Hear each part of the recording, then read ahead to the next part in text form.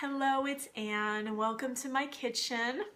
This is where I happen to get the best light in my house. And speaking of kitchen, I'm going to share a little bit about the body today and how can you trust it? Can you trust your body to be an accurate source of your intuition? So personally, I have been on a Candida Cleanse since the end of February. So where are we now? Almost the end of April. 2 months, and it's been hard and it's been amazing. I feel so much clearer. And if you're not familiar with a Candida Cleanse, it's a pretty strict diet. And fortunately, I'm pretty clean eater anyway, but it's no grains, no sugar or sweeteners except for stevia. If it's pure stevia, no additives. And there's no dairy, there's no vinegar. It's quite restrictive, and I just took a trip, which was interesting on this diet, but I've gotten pretty much in the groove of it, and I'm actually starting to be able to add a little bit more, have a little more flexibility, which is nice. Add a few little treats here and there.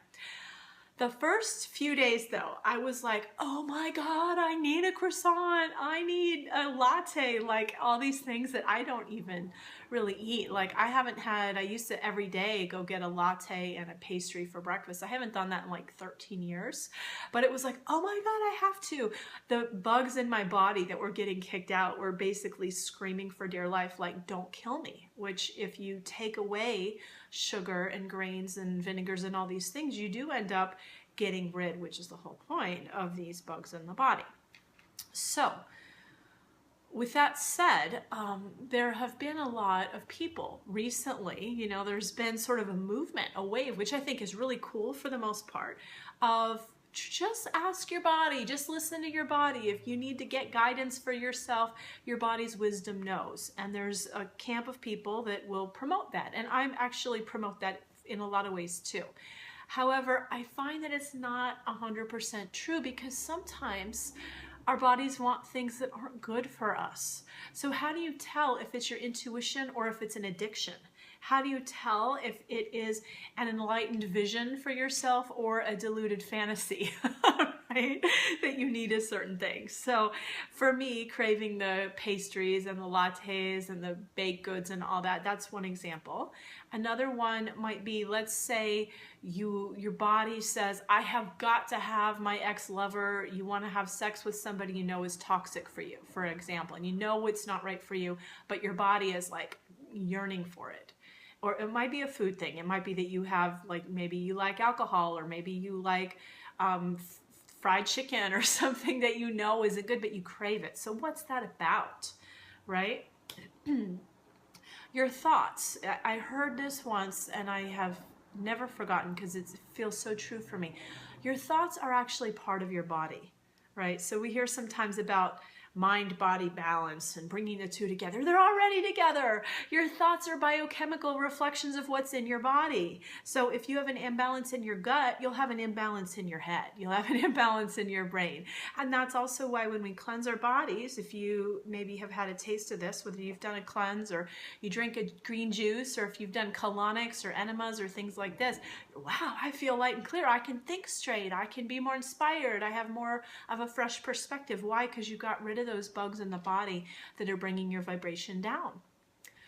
So, the old way spiritually was to say, well, let's just, go into bliss and go to transcendence. That's how I learned to meditate. Like, I learned to expand my aura, expand my energy field to the size of the universe, to feel enlightenment, to feel bliss. And it worked. I felt blissful. I had no idea how to translate that back into the body.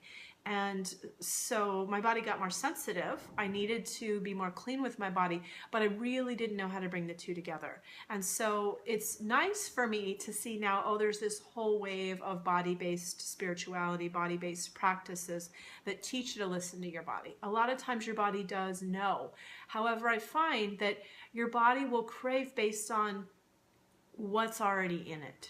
So one thing is important is to first get in touch with the body and move the body so that you can start to and also clear out the body, right? Whether that's energetically clearing out your ex-lover who wants to have sex with you out of your space so you don't crave him anymore, right? Or whether that's clearing out these bad bugs, these, you know, whether it's the fungus, the candida, whether it's bacteria, we've all got some of it, parasites, most of us have all of it, right?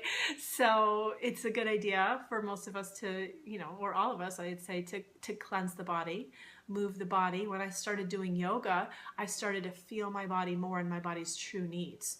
But before I did all that, and I say this with compassion for any of you that are like, wow, yeah, my body wants all this stuff that's not good for me, and I have no control over my body, and my body feels terrible. So I'll just share, like, now I'm super fit, I'm super healthy, people look to me for that.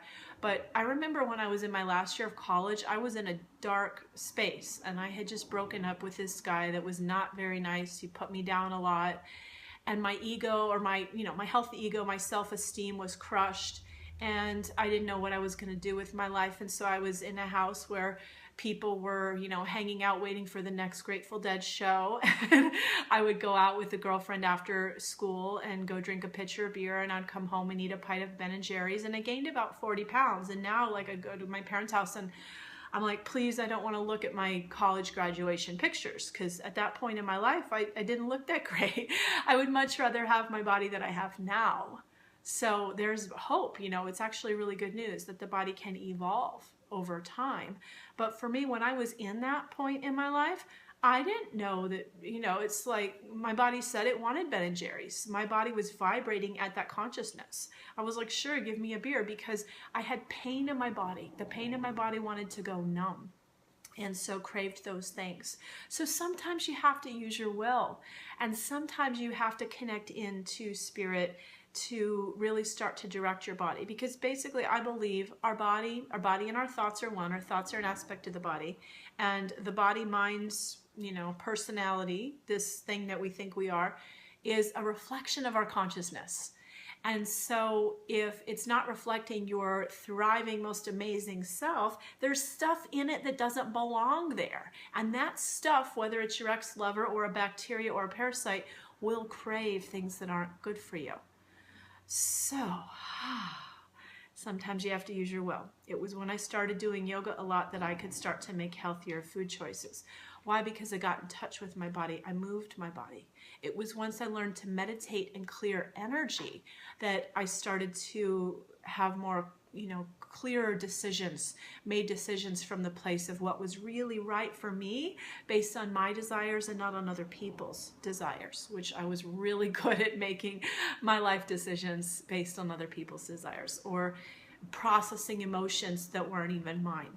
So I believe before we're born, we each choose a body. I think we each choose the body that's going to be the best body we could possibly have to reflect the soul that we are, to help that soul that we are, who's had many bodies, many lifetimes, evolve in the greatest possible way. So I chose the body I have. I believe you chose the body you have because it's perfect for you. Whether you think it's perfect or not, there's something to it. So do you start with the body, or do you start with the soul? Where do you start if you're wanting to develop intuition? And I would say if you're less in touch with your body, I would start by getting in touch. So what would that look like? That could be simply going on a daily walk. There's studies that show people that live to be 100 tend to walk every day. So longevity and walking, there's a link. You can also do anything with your body that you like. You can go to the gym, you can do yoga, you can go swimming, you can do mountain biking, whatever you like, right? Just something. Stretch, get into your body. Even senior citizens can do yoga in a chair. I have a friend that teaches that. So move your body. That's one tip, because when you move your body, you will start to move the energy out that's not yours, just naturally. And you'll start to circulate the energy that is yours, your own healthy, creative life force, which will help inform you as to what's right for you. You can go to a chiropractor, massage therapist, a rolfer, anybody that specializes in realigning the body, or you can do some sort of practice like Pilates or something that helps teach the body proper alignment, positioning, because when things are aligned properly, again, your energy will flow, your energy starts to express, take over. The energy that's not you has to move out, okay? So that's another tip.